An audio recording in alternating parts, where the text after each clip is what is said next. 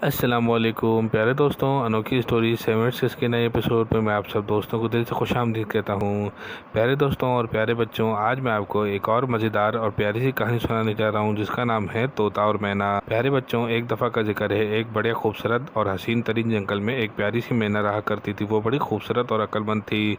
जंगल में किसी भी परिंदे को, यहाँ तक कि किसी भी दूसरे जानवर को कोई मसला दरपेश होता तो वो इस मैना के पास आता और अपना मसला हल करवा के यहाँ से चला जाता।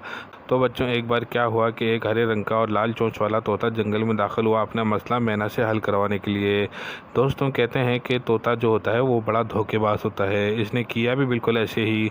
तोता अपना मसला हल करवाने और मशवरा लेने के लिए मैना के पास आया। मैना ने चुटकियों में इसका मसला हल तो कर दिया और कहा कि तोते मियाँ, तुमको एक काम करना होगा कि चंद दिनों से कुछ ख़तरनाक भेड़िए हमारे जंगल में आते हैं, लूट मार करके यहाँ से चले जाते हैं। तुमने सिर्फ करना यह है कि हरी भरी झाड़ियों में छुपकर इनके आने की हमें खबर देनी है, फिर हम जल्दी से छुप जाएंगे। तो बच्चों, मैना शुरू से ही तोते के बारे में जानती थी कि तोता किस खसलत से ताल्लुक़ रखता है।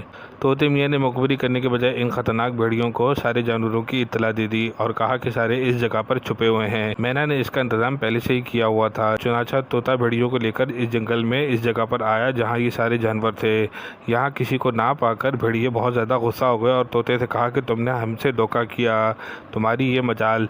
एक ही छलांग में भेड़ियों ने तोते को ख़त्म कर दिया। इससे तोते का खात्मा हुआ। प्यारे दोस्तों और प्यारे बच्चों, धोखा देना, फरेब करना एक बहुत बड़ा गुनाह है। अल्लाह पाक हमें इन सब गुनाहों से बचाए। आमीन सो आमीन। अगर आपको ये कहानी अच्छी लगे तो उसको ज़्यादा से ज़्यादा लाइक कीजिए, ज़्यादा से ज़्यादा शेयर कीजिए और मेरे चैनल अनोखी स्टोरीज 7 को सब्सक्राइब करना नहीं भूलिएगा। जज़ाकल्लाह। अस्सलाम वालेकुम।